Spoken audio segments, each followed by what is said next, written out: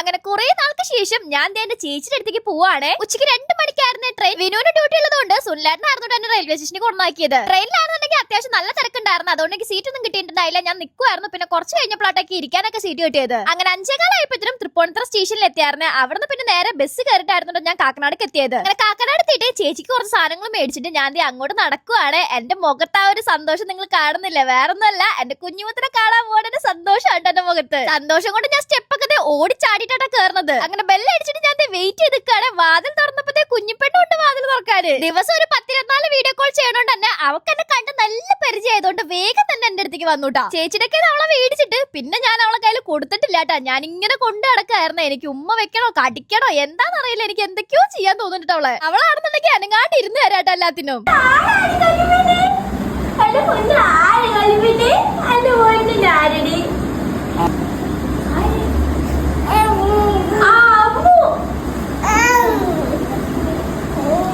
എന്റെ അടുത്ത് അവള് എന്തൊക്കെയോ കാക്കി എന്നൊക്കെ പറയുന്നുണ്ട് കേട്ടോ. അങ്ങനെ എന്റെ കൈ തന്നെ വെച്ച് ഞാൻ അവളെ ഉറക്കിയിട്ടുണ്ട് കേട്ടോ. അങ്ങനെ അത് കഴിഞ്ഞിട്ട് ഞാൻ ഫുഡ് കഴിച്ചേ. 2 ദിവസം കൂടി കഴിഞ്ഞാല് എന്റെ കുഞ്ഞുമുത്തിന്റെ പേരിടലാണ്. ഇനി കുറച്ച് ദിവസം അവളെയും കൂടി വീഡിയോയിൽ കാണാവേ. അപ്പൊ ഓക്കെ, ഇനി ഞാൻ പോയി ഫ്രഷ് ആവട്ടെ. ബൈ.